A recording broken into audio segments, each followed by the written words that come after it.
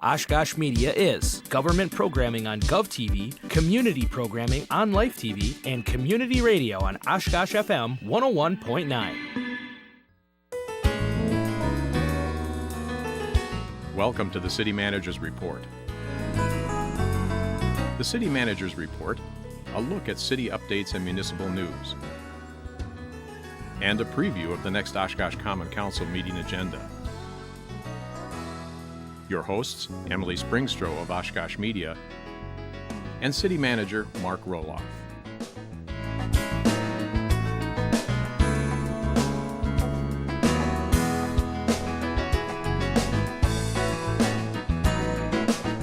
Hello everyone, and thank you for joining us on GovTV for your City Manager's Report, your source for all of the most local news and events happening here in Oshkosh, as well as a preview of the upcoming Common Council meeting agenda highlights.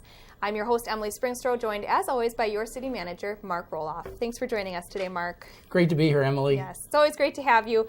And as always, we've got a lot to talk about today. It's a big agenda, and we've got a lot of hot topics. So we're going to go ahead and dive in for the first half of today's show.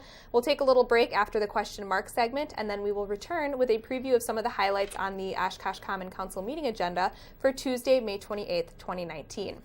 So, Mark, the first thing that we want to kick off the show with is some really big news out of our Economic Development Department here in Oshkosh, and that is that they have received an Economic Development Administration grant from the U.S. Department of Commerce. And this is, it sounds like a lot of words and a lot of big, big names, but what exactly does this mean? A lot of big words, but also a lot of big money. Big money. We have been announced that we are receiving a $1.5 million grant from the Federal Economic Development Administration, and it's to help us build roads leading up to the multimodal transload terminal that we dedicated last year, but the road is still a gravel road out there, and EDA, the Economic Development Administration, saw that this was something that was really going to generate a lot of economic activity in this area.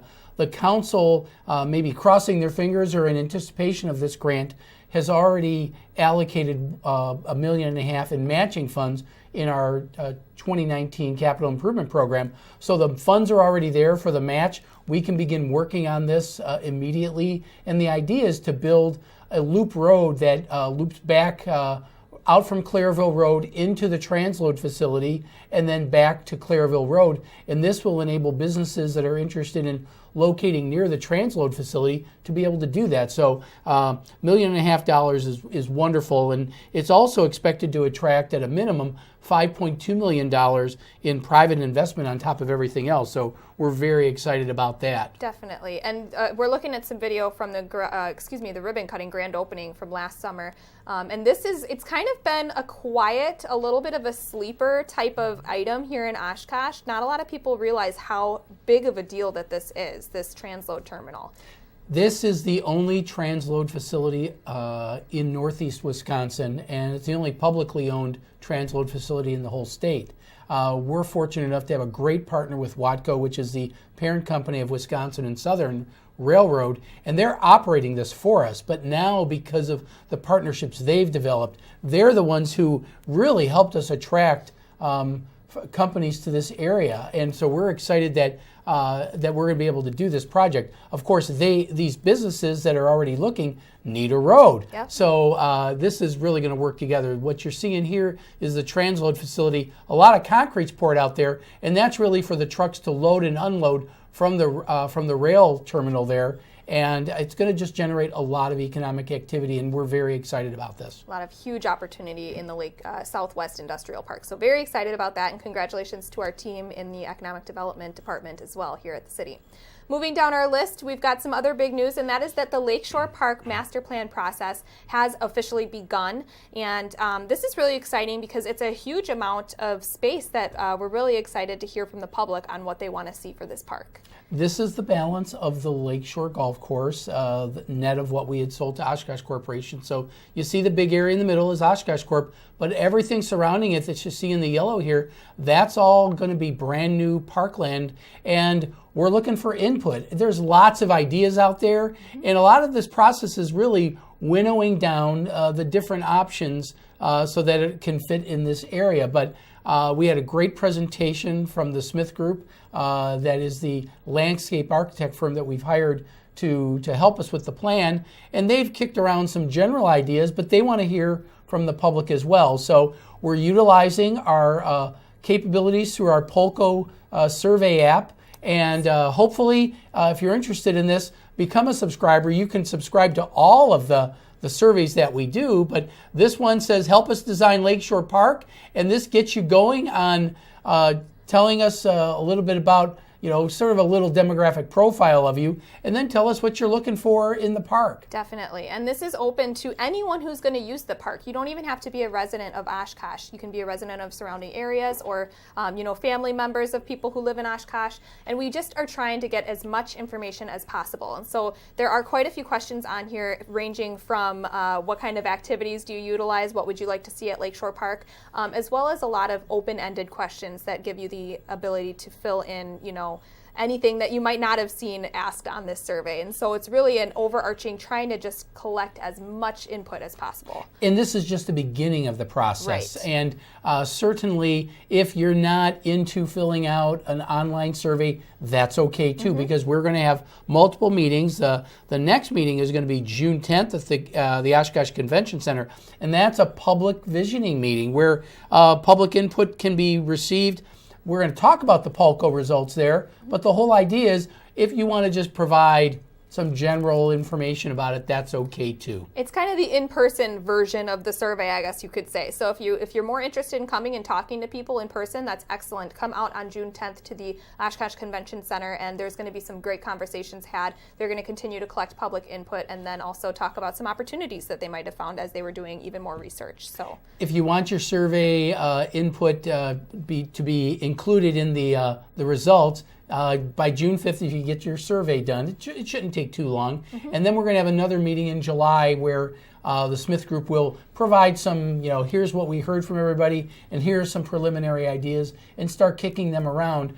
The idea is by the end of the summer, we'll have a fairly good idea about what we're looking for in Lakeshore Park. So you can see the next couple meetings, July 8th and August 12th. So, 3 conceptual design plans is what we're looking for to give some alternatives for the Parks Board to talk about. So here's the schedule. We're going to be talking about it a lot. So if you forget all these details, we'll be sure to mention any again. Yes, and the full schedule is also available on the city website. So if you're interested in marking your calendar for some of these meetings, all the meetings listed are public input meetings as well. They're Parks Board meetings, but public is always welcome to come and provide comments at these Parks Board meetings as well.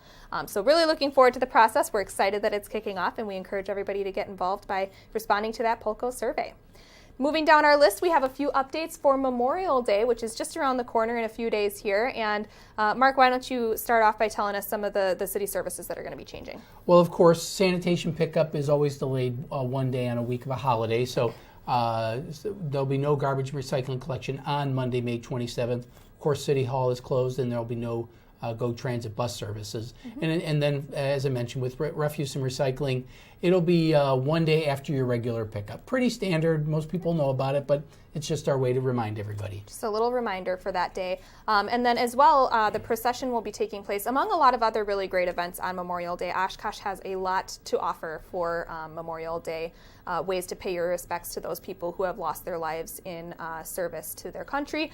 So here's just a list of some of the things that are going to be going on that day, starting at bright and early at 7 a.m. And it'll go on through the day with the procession starting at 9 a.m. and it'll proceed northwest along Algoma Boulevard until we get to Riverside Cemetery. Yes. Very solemn ceremony, and it is a great honor to pay tribute to everyone who's paid the ultimate sacrifice for our country. Definitely. And if you happen to be out of town and miss the Memorial Day procession, Oshkosh Media will be out there covering it. So here's some footage from last year, but we will be replaying the Memorial Day procession for 2019 in the next month or so as well. So if you can't catch it or you can't make it and you'd like to watch it on TV, that will definitely be available on our channels, on our website, on our YouTube channel, a lot of different opportunities to view that. Moving down our list, another little update, Mark, that we definitely need to share with people because this is going to be beginning right after Memorial Day on Tuesday, and that is the Hazel Street construction that we've been talking about over at Menominee Park. Yeah, as much as we mention it, it doesn't hurt to remind everybody that beginning Tuesday, May 28th, that Hazel Street from Irving down to Washington Avenue is going to be under construction, so there'll be detour routes posted. If you're planning to go to Menominee Park, my advice is try to get into Menominee Park through Irving. The intersection will be open there, and keep an eye on social media, on different updates. We also have a subscription service to our Public Works Department that you can do. So we want to keep everybody in the loop on that. We don't want people to not go Menominee Park. It'll be probably a great place to go this summer because there's always people who are turned off by the construction, but it's going to be open. The park's going to be open the entire summer. It's well worth the trip, definitely. And like you said, we'll be posting updates and more news on the construction and detours, things like that in the coming week. Moving down our list, we've got a farewell to a longtime employee of the city of Oshkosh who's going to be leaving us for some warmer winter weather, I believe. And that's Darren Burich from the planning department. Tell us a little bit about Darren. Oh, Darren's been with us for 24 years now in a variety of capacities, but mainly in planning and building inspection. Worked his way up from a building inspector to become our planning services manager. And has done a lot of great things when you think about a lot of what's been going on the riverfront, South Shore redevelopment area, the arena, even all the things that went along Main Street, the downtown action plan that was developed in 2000. Darren has had his fingerprints on a lot of these great things that we've been able to accomplish in Oshkosh. He's been a great mentor to a lot of our planners, and he leaves us in good shape, not just within the city, within the planning area for the community, but also within our department. He's really developed a great staff of people, and he's going to Pinehurst, North Carolina. If you're a golfer, you know where that is. It's a great location, and Darren's going to be moving down there and helping their community move forward, so we wish him the best. Definitely. Will be missed for sure. So thanks to Darren for all of his years of service, and best of luck to him as he moves along to his next adventure. And then really quickly, we want to give ourselves a little pat on the back. Oshkosh Media had their annual conference for Wisconsin Community Media a couple weeks ago, and as always, we participated in the Best of the Midwest Media Fest, and now this is a great, a competition between our peers on different programs that we've created in the last year, and we actually did pretty well this year and took home 4 Excellence Awards, so very excited. Imagine going to the Oscars or the Emmy Awards and hauling 4 awards, and on a pretty regular basis. So it's kudos to Scott and Emily and Jake. Scott and Jake are the folks behind the scenes putting this all together, and Emily, works on the front end of things to put it all together on the studio. But 4 different awards for the 2018 State of the City. Hey, I gave that address, so I should get some of this. Where was I in this picture? And Scott Williams doing a great job with our heavy metal series, talking about the excavator. The Welcome to Oshkosh segments that we've done, that we've showed at some of the council meetings. I challenged the staff here, and they came out with a series of these great Welcome to Oshkosh videos. We're using them for promotion for economic development. And then, of course, our CMR, City Manager's Report, our year-end show where we do the top 10 of 2018. We mentioned the transload facility. We did. That was our number 1. So I guess they agreed with us that we did a pretty good job of putting together our top 10, which really just talks about the things that we're doing to move forward. Oshkosh Media does a wonderful job of telling a great story about a great community. Definitely. Well, thank you for that, Mark, and we're very honored to receive these awards from Wisconsin Community Media, so thank you to them and for the judges on that. So now it's that time of the show. It's the question mark segment, and this is when viewers have the opportunity to ask their city manager anything they want about things that are happening right here in Oshkosh. So let's go ahead and see what the question that was sent in this week was.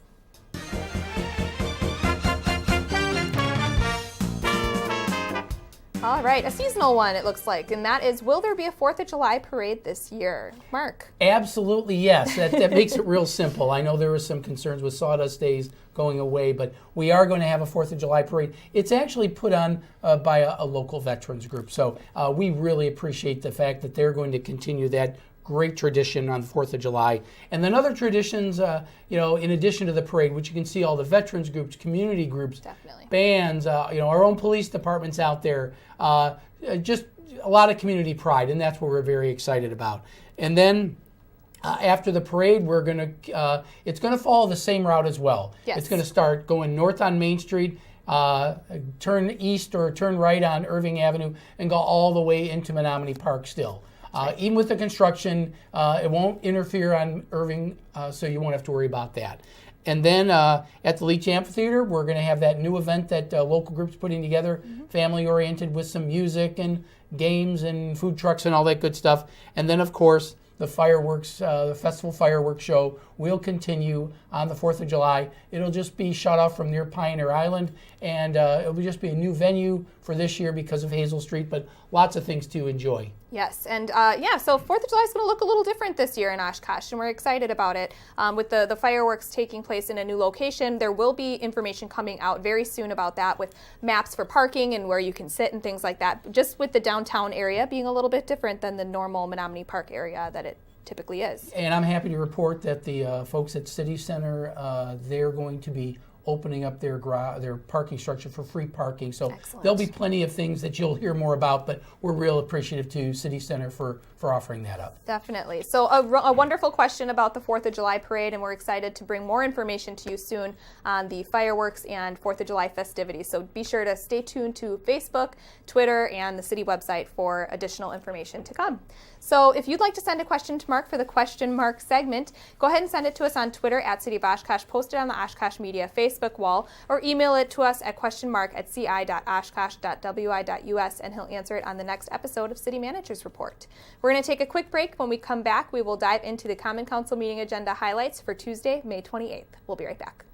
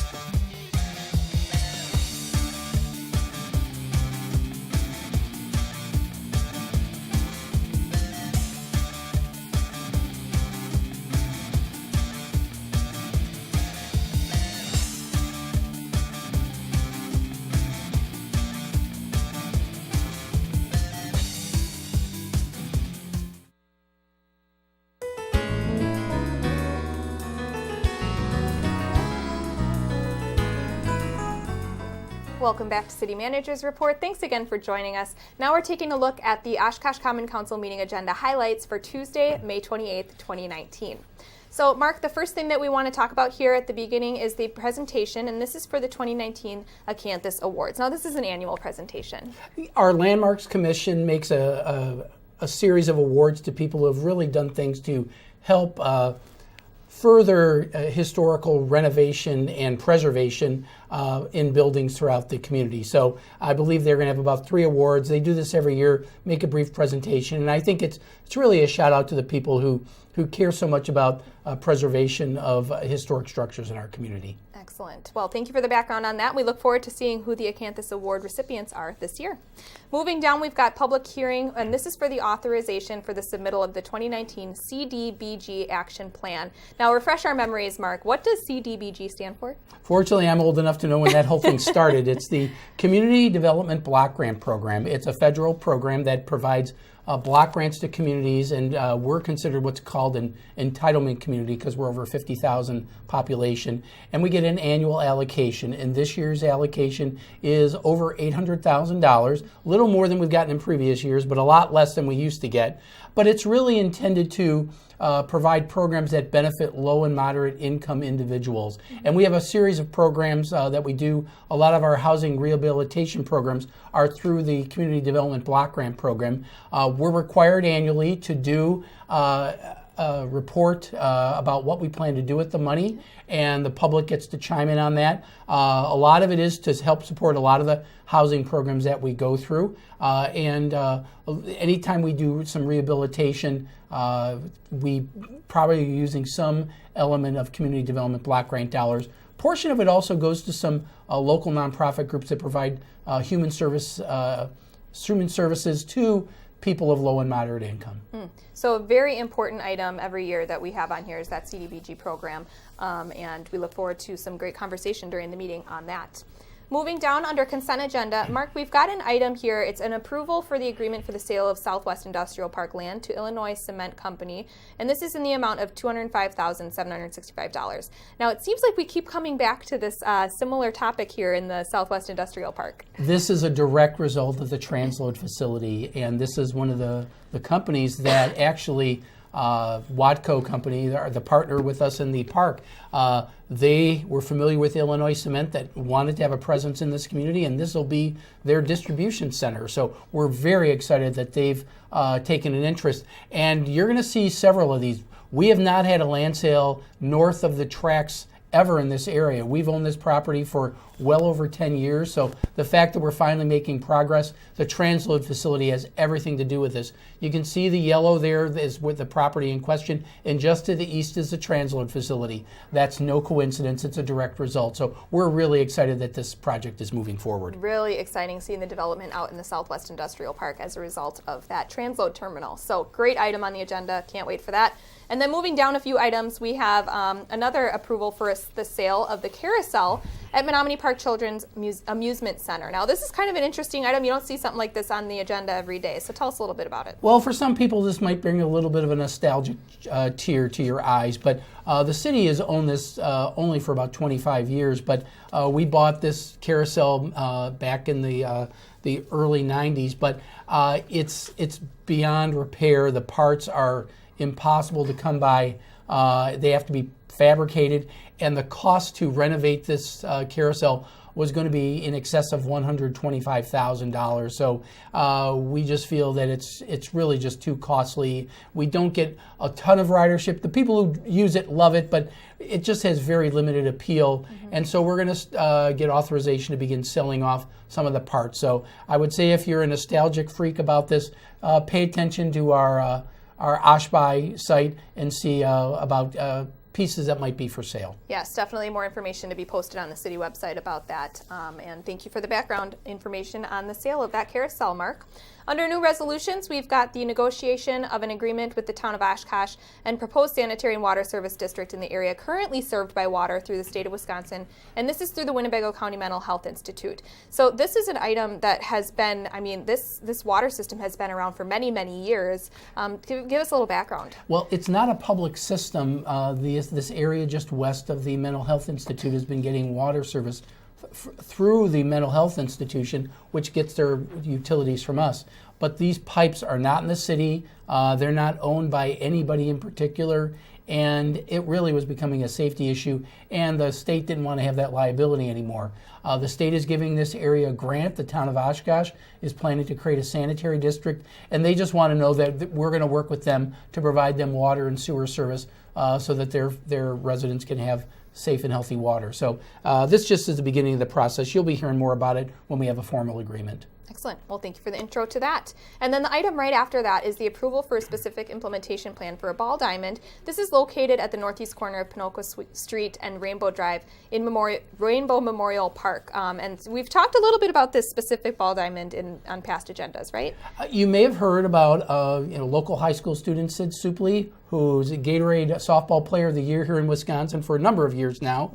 Mm-hmm. She, as part of her send-off before she goes to college, she's been doing a fundraising effort to build a ball diamond because she knows from her experience that we have a lack of ball diamonds, particularly for softball. And she's raised some money, and so the process is now to amend our implementation plan for Rainbow Park to include this ball diamond. Some of the neighbors are a little concerned because when you get ball diamonds, there's going to be crowds and parking issues and lighting, and those were discussed at the Plan Commission, and now they're coming to council. So we're trying to move this forward because Sid's going off to college, and we want to make sure that she'll be able to maybe see this come to life before she heads off to college. Wonderful. An exciting project and a great partnership with local community members. So looking forward to more discussion on that at the council meeting as well.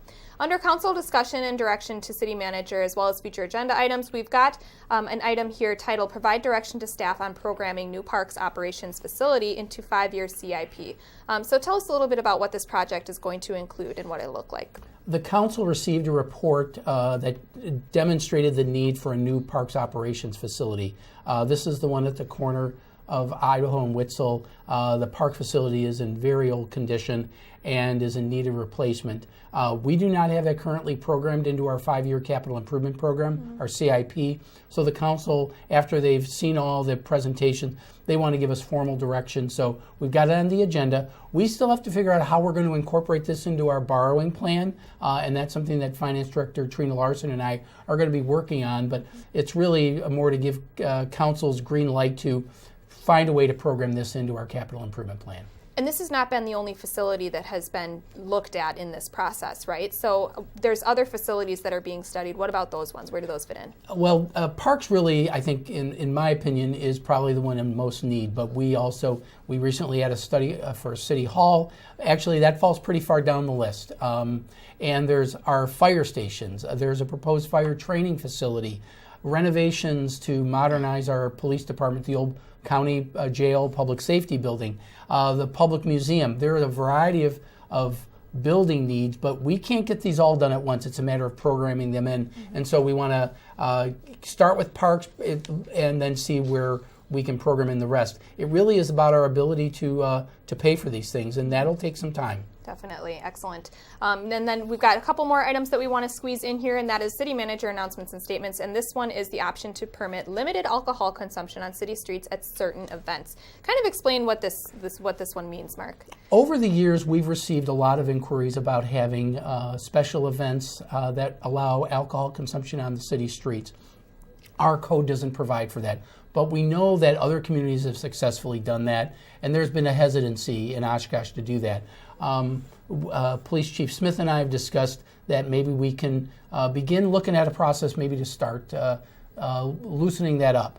The first thing we think we want to recommend is that for the 4th of July fireworks show, that when we close off Pioneer Drive, that we allow alcohol consumption similar to what's done in a city park. Mm-hmm.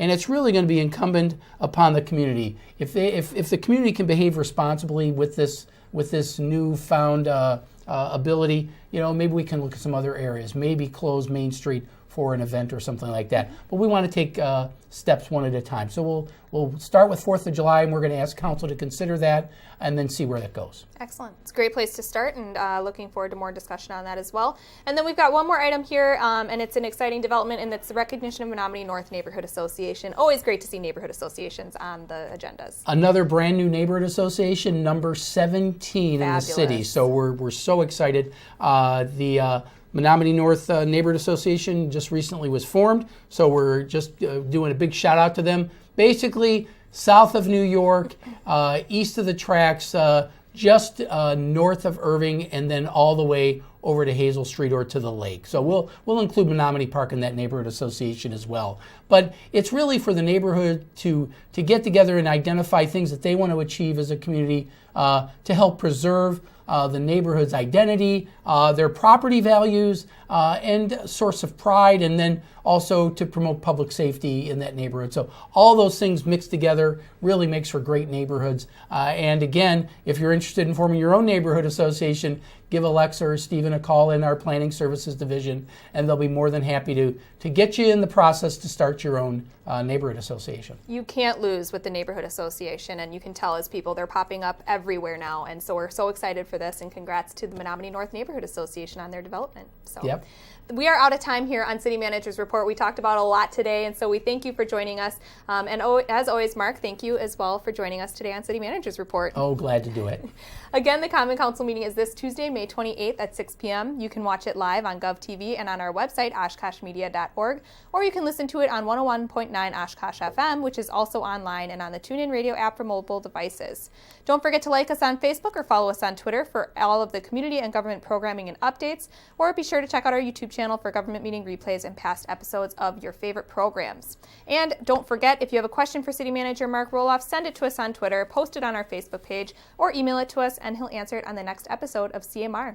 So once again, thanks for joining us today, and we'll see you next time on City Manager's Report.